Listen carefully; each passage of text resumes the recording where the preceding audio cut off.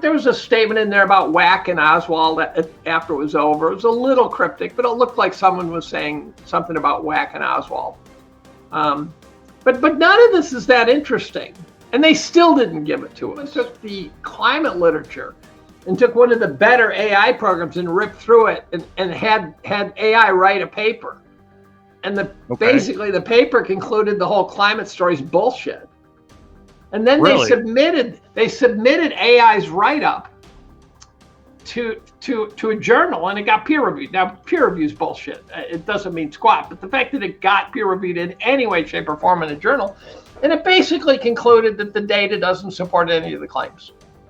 I think that's just a mess. I think there's a much bigger problem, a much greater risk. I think the more logical path is that NATO and the EU totally destroy themselves. I think that's a much more logical prediction than them getting together and going against Russia. I think they will self-destruct. I think the EU and NATO will just vapor.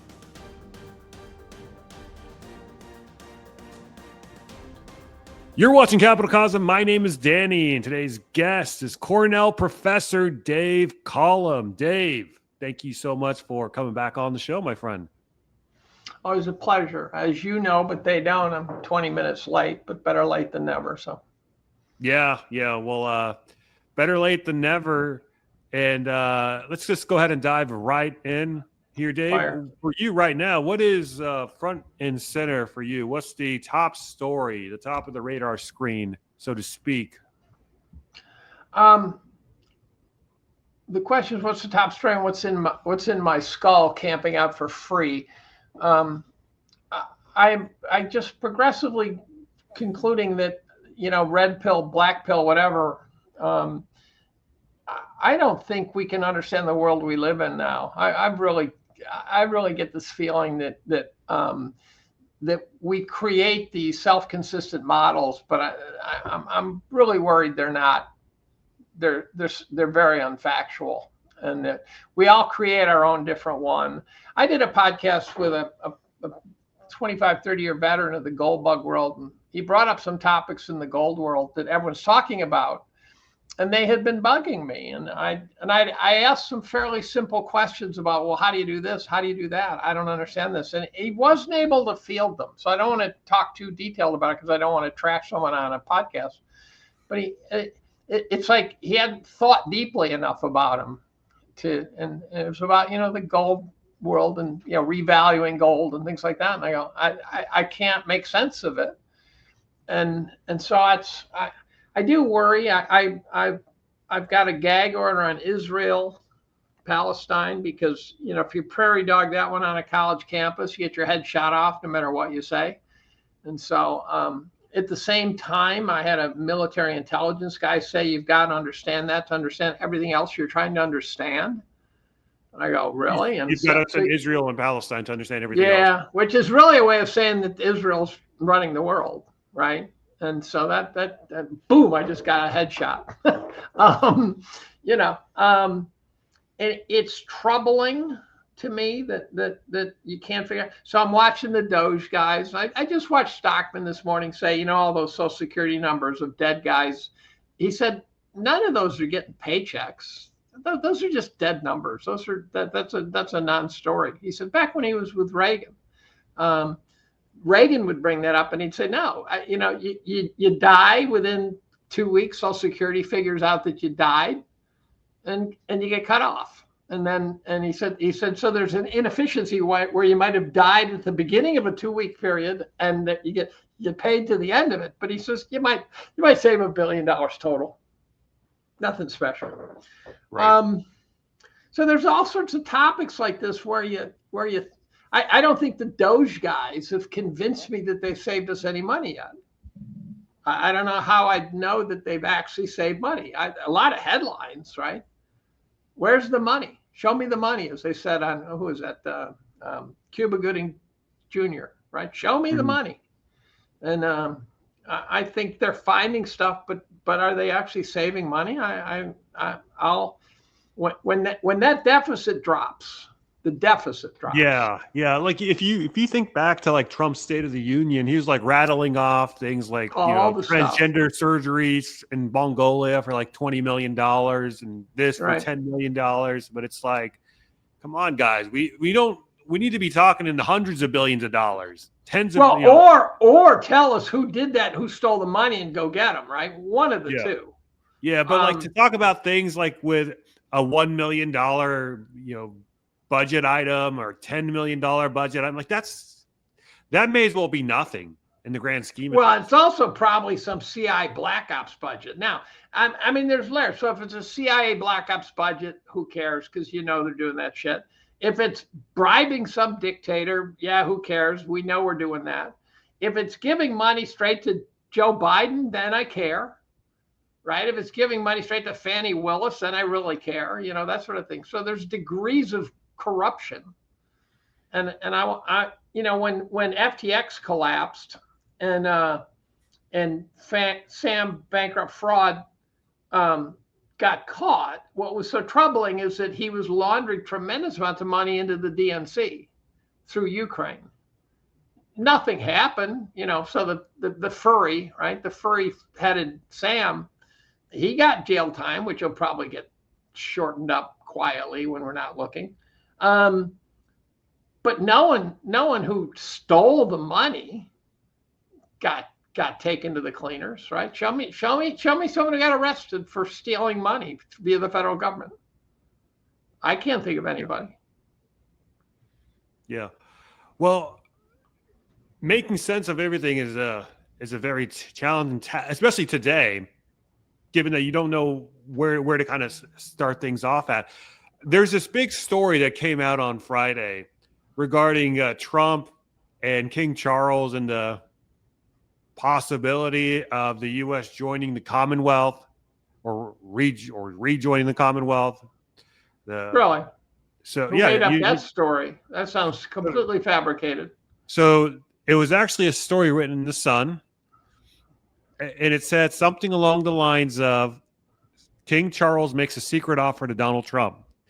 And then I thought that was probably for a 5-year-old or something. Yeah. And then Donald Trump reposted it and said, "Sounds good to me." And this brought about a lot of head spinning across social media. Alex Jones did multiple videos on this, freaking out over it. Your conservative and I believe maybe even some left-wing pundits as well talked about it. So I don't believe this at all. I don't either. I think it's a nothing. Well, it's not just that, but does Alex Jones know that it's nothing? And is he part of the big kayfabe that we're witnessing?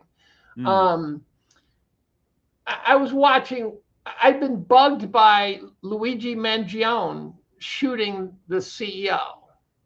There's too many. It's too perfect. It looks like a scripted play to me. And then if the listener does this, pauses the video and goes and Googles Luigi Mangione and goes to images and just look at all the facial expressions of Luigi Mangione and tell me he doesn't look like he's acting. Well, also his family is like this elite family in Maryland that has like made a fortune off shitty healthcare. Right. They made a fortune off scamming the healthcare system. Yeah, his family seems to be like the Sackler family light. And then there's pictures of him looking happy as a clam the day he shot him and stuff. And there's just something. It's about as authentic as Ryan Ruth and Thomas. What's the name of the guy who actually shot Trump supposedly? Crooks. It just feels. It all feels fake to me. A fake and all component. That fell off the radar. Like you haven't heard much of it since. Yeah, well, of course that could take a while. So it's one thing to go in and start booting divisions and agencies and stuff quickly, and making EOs saying no women is transgender women in sports and things like that. It's another thing to build a case against a person. Right. So one of the books, I can never remember who wrote it, but one of the books about the 0809 crisis was a book that took the legal perspective. What was it like going on in the legal system? And it was about a bunch of guys who went to tremendous trouble to build cases against the crooks. And what would happen is they would either lose in court, or they'd win, and then it would go to an appeal, and the appeals court would spend 3 hours looking at the most complicated case imaginable and overturn it. And so no one went to prison. And so the point being is, if Patel, for example, gets into the Justice Department, and Bondi, who I don't trust, I trust Patel a lot more than Bondi. If they do find this shit, it's going to take them months to piece together the story. You're not going to take on a corrupt FBI in 20 minutes, right? If you're looking for great deals on gold and silver coins and bars from a company that you can trust, then you've got to check out the good folks over at Pimbex. This year, I've really gotten to know these guys, and all I can say is you're not going to deal with a better group of people. They're a family-owned gold and silver online bullion company offering the essentials and more at industry-leading prices while always providing first-class top-tier service. That's PIMBEX.com. And if you're looking to convert some or all of your retirement account into real gold and silver, give Pimbex a call. They'll help explain the process and get you started on the right path. Your support at Pimbex also helps support the channel. So reach out to Pimbex today. You won't be disappointed. And make sure to tell them Danny sent you. Yeah. So, yeah, we'll see what happens. Speaking of taking down things in 20 minutes, we're still awaiting. We got the JFK files the other day. Sort of. We're still awaiting the Epstein files. And Pam Bondi said that we're not getting the Epstein files. We're not getting the Epstein files. I'll bet any amount of money. We're not getting the whole thing, put it that way. We're not even getting the whole JFK files. And Bondi tried to. Here's what I think happened. Aren't we missing 20,000 pages from the JFK files? Like, weren't they originally 80,000? We only got 60,000 of the 80,000? So Bondi totally boned it. I didn't like Bondi's appointment because I thought of her as a lightweight. She looked to me like the Republicans come back to Fannie Willis or something. And I didn't trust her. And then I said, okay, Dave, trust Trump's inner circle. Let's assume that that you were just not. I picked up on something years ago I didn't like about price gouging that she stood for. But she said, oh, I've got the files on my desk, and then we're going to release them, and there's bad things in the Epstein files. And then she released shit that had been on the internet since 2015.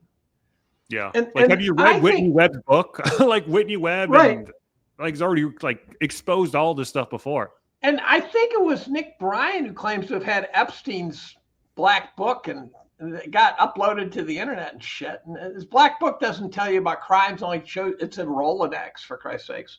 And he was a famous, powerful guy. And so his Rolodex doesn't mean shit. He was a professional networker, so his Rolodex is meaningless.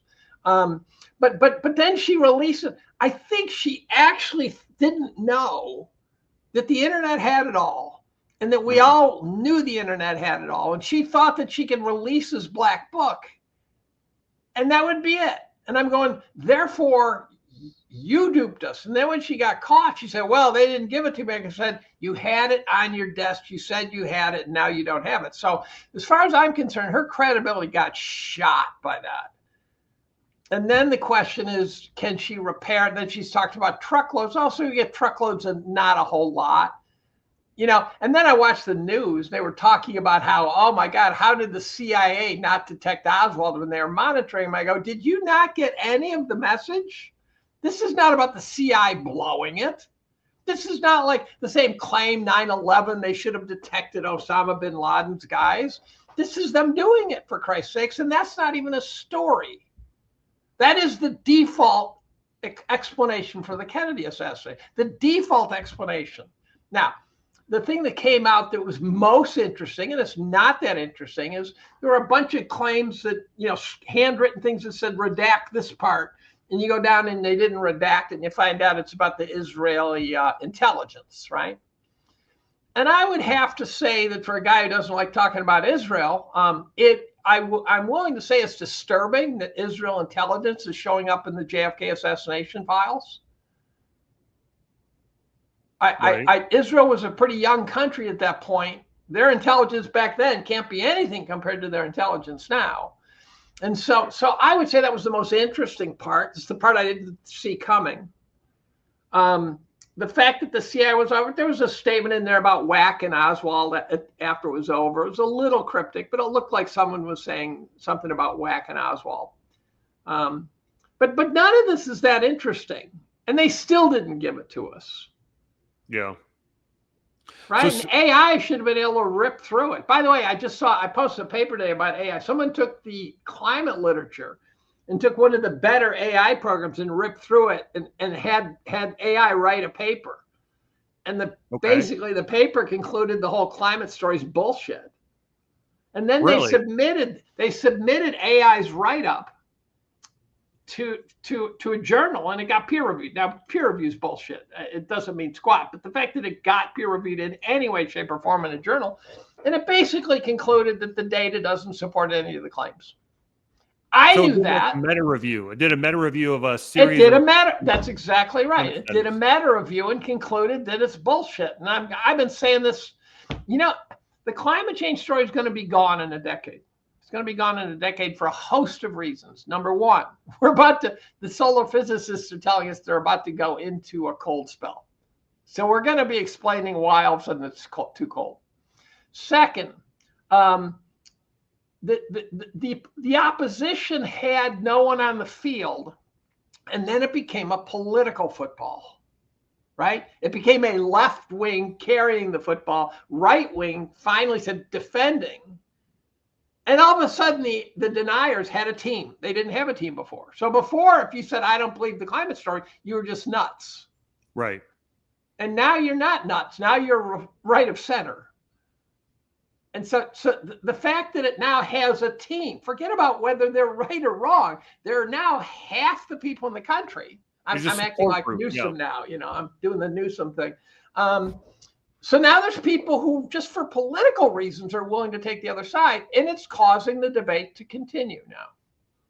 And as I've done many times over the last handful of years, is written about and talked about the fact that I'm now convinced that the climate change story is essentially rounded to the nearest integer, 100% bullshit.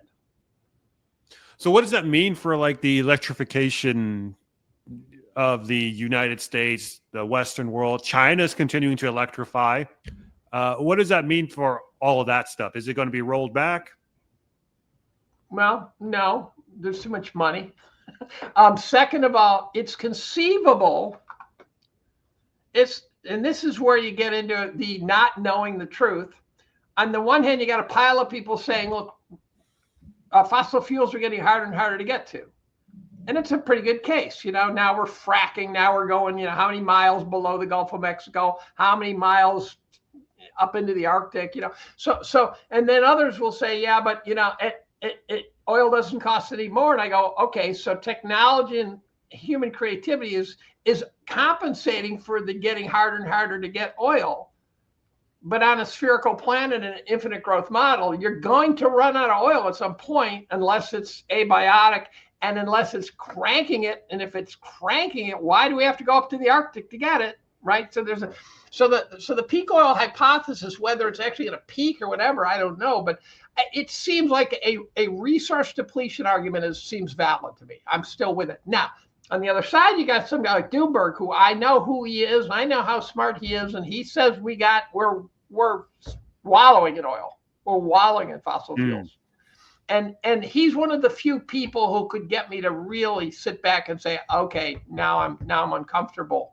I have to think harder about this because there's more people. A guy named Murray Stahl at Horizon Kinetics seems to support. Is that alluding to the abiotic? Is that the abiotic theory of oil?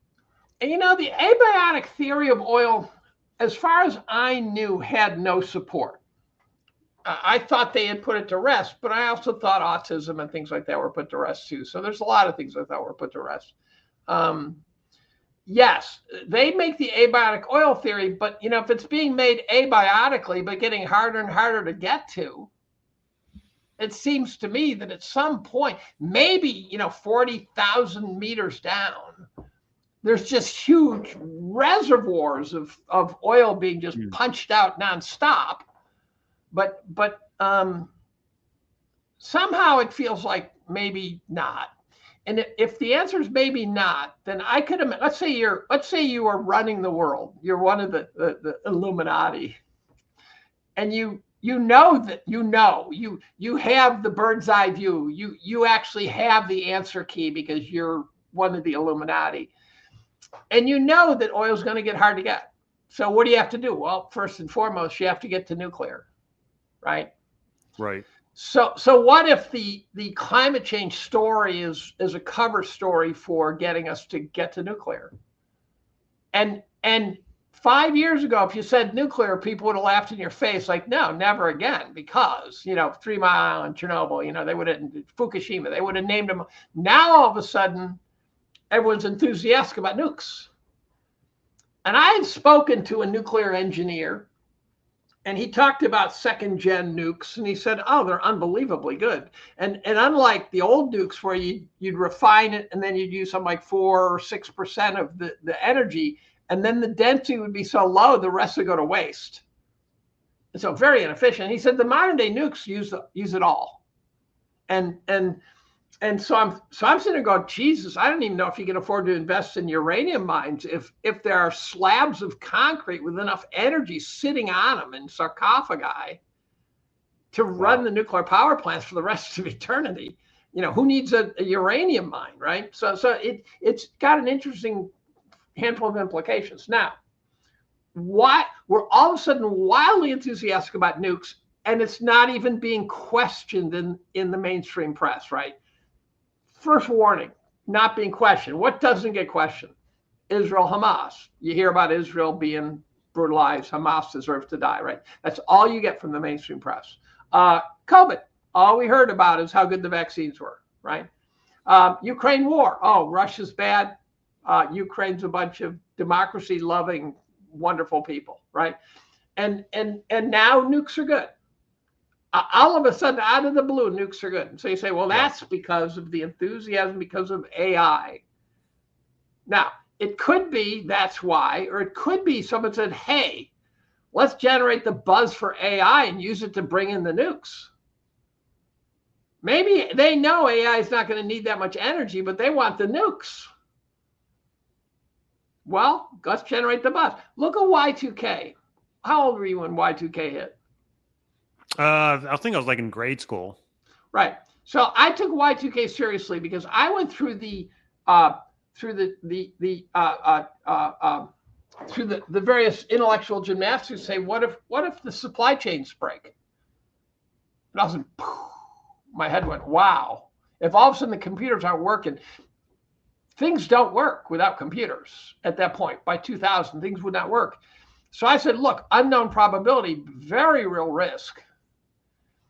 And then nothing happened. Now, I've talked to CEOs of computer companies say, yeah, we fixed it. I go, no, we didn't. We didn't fix it. Because if we had fixed it, there would have been brush fires, right? There would have been a cleanup. That's like saying we won World War II. Yeah, well, we had to go mop up a few Germans and a few Japanese in a few places. We were not yet done. There was nothing, which tells me, and then the guy who was plugging Y2K was a guy named Jaeger. He's out there going, oh, that 00, blah, blah, blah, all the computers are going to break. And then about 6 months before it came, all of a sudden Jaeger's going, no problem, we're done. I go, no. There's no way we're done. What just happened? And then Y2 came and went. And you say, well, but we fixed it. I go, okay, so you're telling me that not only did we fix it, Argentina, Peru, Portugal, you name it? No.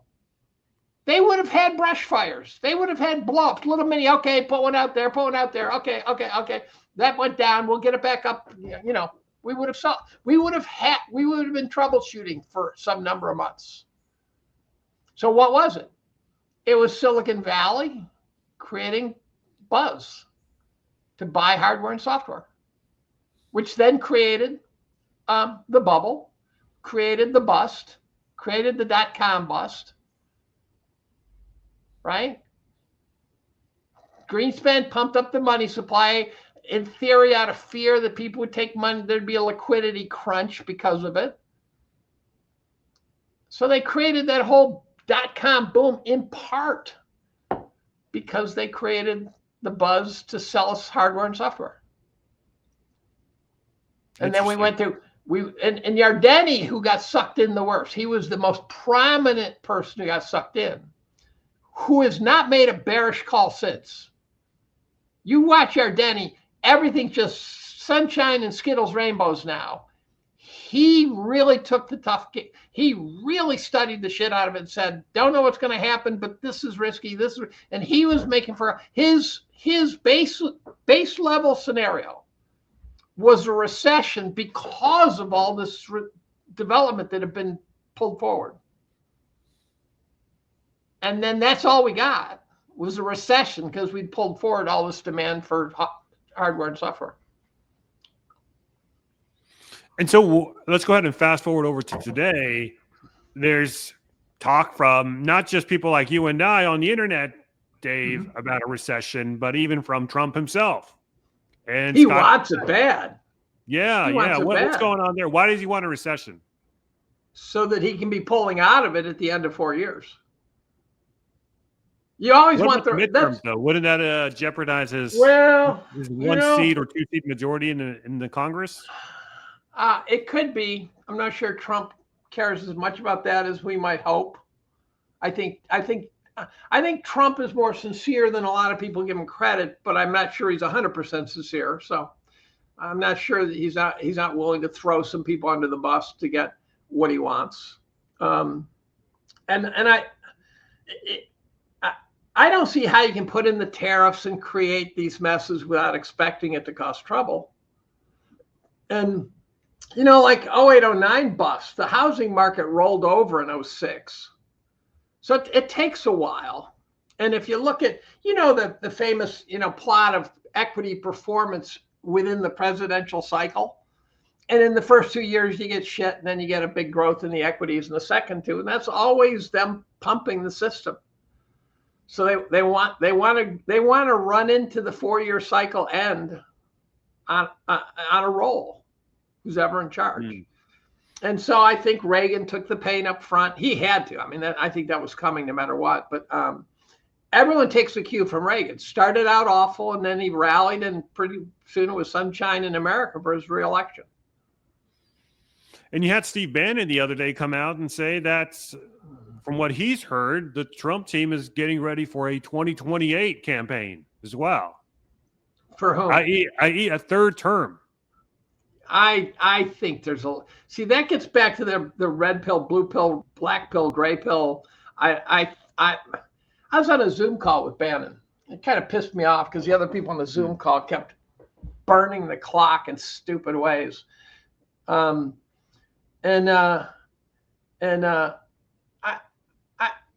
don't buy that. How old's Trump going to be? 85. I think he's 78 now. So, yeah, it'll be like 82. I don't think so. I just don't buy that model. It could be, but, if they were teeing Vance up, if they said, look, they're getting ready for Vance for 2028, I'd say, yeah, sure. Yeah, but Trump refused to really put a seal of approval on Vance as a top contender for 2028. He was asked by the press. What are we, 80 days into the administration? Yeah. I think Trump's smart enough on that count to know that if something blows the fuck up, he doesn't want a tape they'll put on an infinite loop. Yeah. Right? Why say something if you don't have to? And Vance is doing fine. And there's the Republican bench is deep. The Democratic bench is, wait a minute, there's a great phrase. Hold on just to say, only take me a second here. Someone just said her pilot light blew out. Name a Democrat who looks like a credible candidate. Can you? Well, they're rolling out Bernie Sanders and AOC on this. Yeah, there's Bernie. There's fresh blood. There's fresh blood. Yeah. AOC's got the IQ of a walnut, and she's not the dumbest. You got Crocker following her, and you got Hank Johnson he's the undefeated champion of congressional stupidity. And the Hank Johnson. Well, they did a poll. Hank Johnson Guam story? Do you know the Hank Johnson Guam story? No, I don't. Right? What is it? Oh, Hank Johnson was grilling a general in Congress. And he said, how big is Guam? And the general gave him an estimate. And he says, what's the population of Guam? And the general gave him an estimate. And then Hank says, well, I'm concerned that the population of Guam is growing quickly enough that Guam will capsize. Oh, yeah. And he had a straight face. So I'm going, like 15 now, years ago. Fetterman would call this galaxy class trolling, I think, you know. But yeah, I call him Hank the Guamster Johnson. And the general says with a totally straight face, he says, no, we're not too worried about that. Yeah. Well, they did a poll recently asking Democratic voters who they would prefer to place their support behind in 2028. And it was a fairly exhaustive list. It was pretty much a who's list of high-profile Democrats. Kamala Harris, Newsom, Whitmer, AOC, blah, blah, blah. And Kamala Harris was the number one choice by far and large. So there doesn't seem to be any real direction because it just seems that the voters are just kind of hinging. They're still kind of feeling the after effects of the 2024 elections. And how much money would you stake on this being a legitimate poll? How much money would I stake on any? How much money? Right. Yeah, not much. I wouldn't. Maybe a couple dollars. That's so let me put forth a hypothesis. That this hypothesis is put out by A, someone trolling, B, Kamala Harris's team. I don't think Kamala Harris has any chance. No chance. And if we elect Kamala Harris, we deserve to die as a nation. We should just give it up. We should just go to the light. We should just hand Putin the keys. I don't know. We should become part of the United Kingdom, as you said, right? We should surrender to Canada. You know, and they're just nothing about Kamala Harris is credible. And you know, the guy who scares me a little more is Gavin Newsom. If he could get the oil out of his hair and the porn star look off his face, and the hand things where he goes like this. Yeah, that was funny, wasn't it? Did you see what Tyrus called that? What do you call Tyrus it? Said it looked like he was negotiating with a deaf prostitute. Now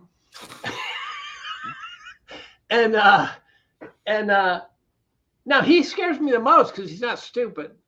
He's got huge baggage. He has to explain California. No one could do that. But I'm not sure that matters. I'm not sure the voters can remember California that long. I don't know. Guys like Whitmer scare me because I don't like her, but she's not. She has no explicit baggage. If someone like Kathy Hochul jumped in, I would just slice my wrist and not even bother to wait. I think a credible candidate. I think you're right. I mean, as it stands right now, unless like someone out of left field comes in over the next 3 years or so, I think we're going to see another Republican in 2028. I mean, as far as I can tell right now, there doesn't seem to be much inspiration. There's not a. I think their best candidate is Andy Cuomo. Really, that guy? Mm-hmm. How so? Well, first of all, you know, he got massacred for basically being fatally Italian, right? You know, oh, he hugged too many people. It's like that's what Italians do, for Christ's sakes, right? I'm not a Cuomo fan. The fact that he put people in nursing homes and did the weird shit and lied about it. You could call that a battlefield mistake. It could be worse than that, but it just, of all the awful things, we reelected George Bush Jr. after he got us into a catastrophic war. If you can do that, you can elect anyone. Cuomo, Bush should have been sent to the sidelines for the Iraq War, period.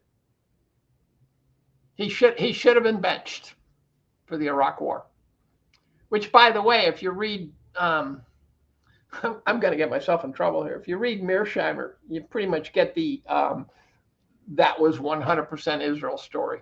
So we're back to that. Well, pretty much anyone we bomb in the Middle East, I think whoever's running Israel at the time says bomb them next. I think that's how it works. Yeah, well, speaking of war, you did mention the Ukraine war there a few minutes ago, and I know you're a big, unlike the stuff going on in the Middle East, you are fairly entrenched in Russia and Ukraine. So I want to get your take on how you're seeing things develop over there. Well, I haven't paid close attention to the details lately. What I believe is that Putin is going to get everything Putin wants. I have no doubt, actually. Now, there might be some superficial concessions that look like concessions. So Putin will concede territory that he didn't want.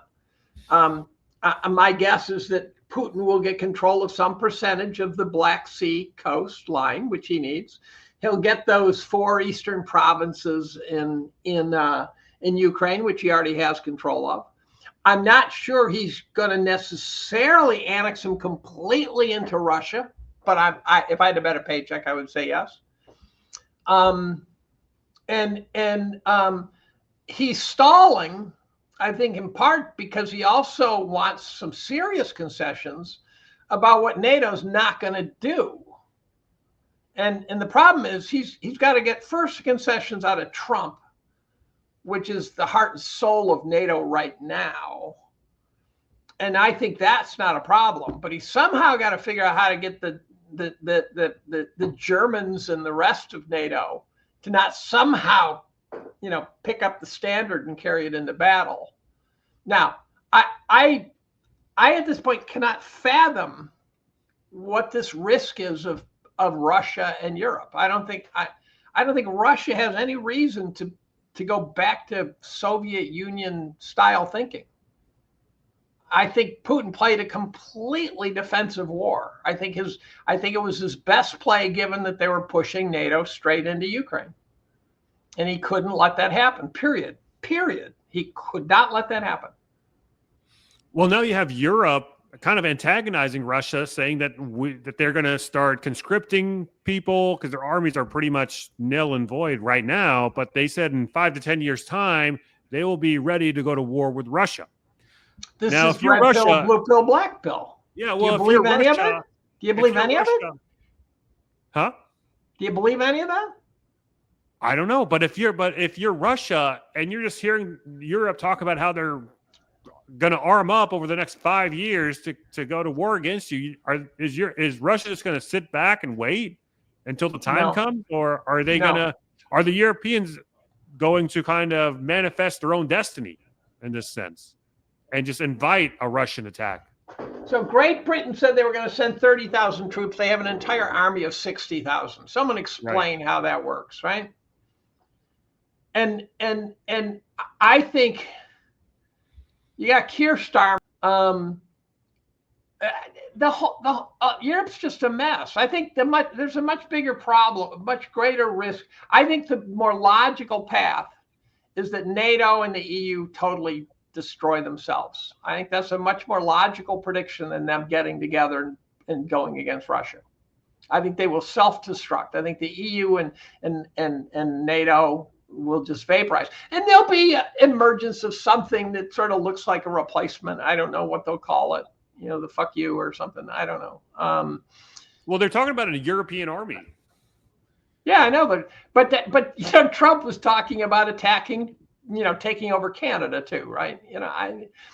These guys are bullshit artists. And this is the problem I'm having. You're really sensing it now. I just don't believe a word of that. And when we're arguing about like some annexation that seems preposterous, the question you should ask is, what is it we're not talking about that we should be talking about? But instead we're talking about, Gene Hackman dying in his house, and his dog dying, and his wife dying, and instead we're talking about weird shit. And look at what's going to happen in Europe when Europeans are coming back in body bags. You think that's going to work? I don't think so. I don't think Europe has a taste for body bags. What if all of this talk, all of these initiatives to bring Canada into the U.S. fold, acquire Greenland, take over the Panama Canal. What if all Greenland this could be real. Greenland could be real. What if all this is just really in preparation for a war with China down the line, i.e., is Trump hardening the Western Hemisphere fortress in view of a war down the line with China? Is he trying to fortify? Do you think a war with China would be fought with weapons for which that represents hardening? I don't. I just saw a video yesterday of Steve Jobs in 1991 talking about the tremendous risk the U.S. has of letting us outsource production of computer parts. If we went to war with China in a real sort of kinetic war, kinetic, I don't mean kinetic like tanks, but kinetic as in like let's hurt them, right? Mm-hmm. Not just let's play rough on some economic battlefield. Let's hurt them. China, I believe, could shut down our entire economy, just flatten it. Oh, yeah, totally. Well, how could we win that war? How could we prepare for that war? Except some long-term 15-year plan to really onshore all the stuff we need. But everything's so complicated, right? You have a Toyota, right? How many parts in that Toyota would not be available if China said, fuck you? We're not making those parts. Mm-hmm. And well, just the other... some handful, maybe thousands, I don't know. But what I do know is that very few of those parts are optional. Well, they talk about all this. They talk about it all the time, how we need to shift our focus from Europe to the Pacific. I mean, you have Hegseth talking about this. You have even Trump talk about this. And you also had this supposed leaked memo of a secret meeting to discuss how to go to war against China last week, and how Elon Musk was invited into the meeting. But then you had the DOD deny it. Now, number one, I mean, I don't think this is like too controversial. I mean, the DOD should game plan a war with any country. They actually game plan wars with every country. Yeah. I mean, nothing special about China. They should have a game plan to go to war against China. What else are they there for? But what do you make of the story that Elon Musk was invited into the meeting? What role could Elon Musk play? Well, I listened to Hegseth denial of that, and it sounded credible. But here the question, the alternative model is someone leaked a story out there to cause Trump trouble, which is more plausible, right? That seemed pretty plausible to me. So it appears as though, I think the deep state, which if Trump is legit, and I think not everything he does is legit. I think there's a lot of blarney. Like when he started talking about giving $5,000 to everybody from all the dough savings, and I did the math. I said, sorry, but before you can start giving away all the money that you're going to save, we've got a $1.8 trillion deficit. Before you set up a sovereign wealth fund, you have to burn the deficit down to zero, because the sovereign wealth fund is what you start when you have an excess. And there's no evidence they're near 1.8 trillion. And when they get near, if they actually get to the point, we have now there was a great interview of a guy, I can't remember his name, but he was one of Trump's sort of big hitters. He was on Tucker Carlson. You might be able to think of his name. And they talked about trade. And he said, you're not going to have free trade. He said, you're not going to have fair trade. He says, the goal is balanced trade. Oh, Howard Lutnick? No, it wasn't Lutnick. It was a guy from the past. I don't trust Lutnick, by the way. There's something about Lutnick. I have an allergic reaction to Lutnick, and I don't know what it is. It's my bullshit detector picks hoser. And listeners might disagree. He's always there next to Trump. He's always there. But he's also got this real big bullshit delivery. This is, when you listen to old Cheney talking in the old days, Dick Cheney or something like that, you got, this guy's got gravitas, right? This guy knows what he's talking about, right? He might be a liar, he might be a neocon, but you got a sense. Lutnick, there's a sense of bullshit that I'm picking up, and I don't know what it is, but I haven't been comfortable with Lutnick since I first picked up on him. Um, and so so I think trade balance, because if, let's say you and I are trading and you have goats and I have chickens or whatever, we can only trade as long as it's a relatively balanced trade. And as soon as I'm giving you all the chickens, and I don't need, and I'm not taking your goats, and therefore you're just getting chickens and I'm getting IOUs or whatever, I'm giving you IOUs for it. That can't go on forever. Mm-hmm. You can't have one-way trade. It just doesn't work. And so I would say he's right. To the extent that the tariffs are designed to balance the trade, I know history, everyone talks about Smoot-Hawley, right? Smoot-Hawley is a one-point curve. So we've got the Smoot-Hawley tariffs, and we've got the Great Depression. Mm-hmm. We've got one correlation. Does that necessarily mean that tariffs will always do that? And the answer is no. And so the question is, if China's got 50% tariffs on our stuff and we don't have any tariffs on their stuff, I can't with a straight face argue we're wrong to say, well, sorry, we're going up to your tariff, tit for tat. And by the way, they are. Canada has tariffs on us. Canada has tariffs on us. I know they are. They are. 50%. Now the question is how's the overall trade balance? Now this guy who did the Carlson, I wish I could remember his goddamn name. He talked about not only the trade balance, but he talked about essentially the net worth balance. I can't remember what he called it, but it's how much assets that they have of ours and how much assets we have of theirs, and those assets include debt, because those are IOUs. Now the people who say, look, China can't buy this or China can't buy that, they don't get to do this. I go, if we owe China trillions of dollars, China gets to buy shit from us. And, we're going to have to start delivering takeout to them or something, right? Somehow this has to balance up. And if we buy shit from them and give them IOUs, but they can't use them, those IOUs aren't worth anything. Right. And so we can't whine like little bitches when China goes to buy shit, because we gave them the money to do it. And so there's a real problem there. And therefore we got to get the trade balance back into shape. So I agree with that. And the tariff could blow up. It probably will require delicacy. Now, they also are taxes. The people say they're not a tax. They're lying. But you can do tariff taxes instead of income taxes, for all I know, right? It's the government's $1.8 trillion deficit.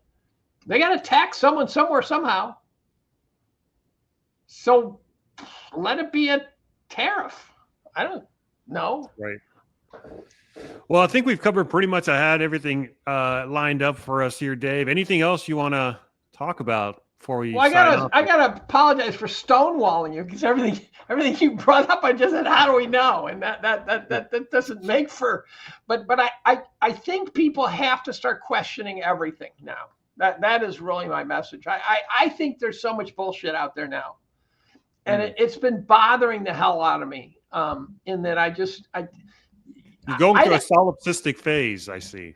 Yeah, I just don't think we know what the hell's real and what's not.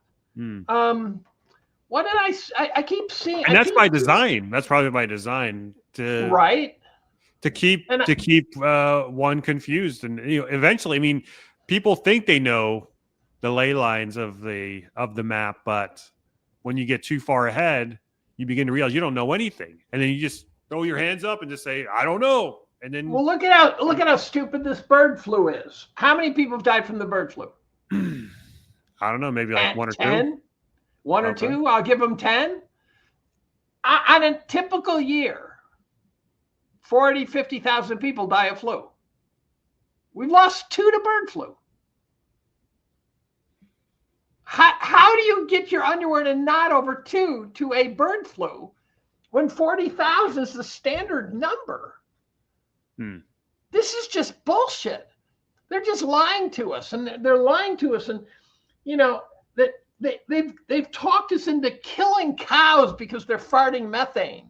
They've talked us into putting up solar panels, destroying the landscape with solar panels that may not even be energy positive if you do a cradle to grave energetic analysis. Now, solar might be. I don't think wind is. I think wind, you may have noticed they're not talking biofuels at all anymore, right? You notice there's no biofuel discussion out there? Because that was total horseshit. We were burning our soils to create biofuel. What a disastrous move that was. I think the wind turbines are a complete disaster.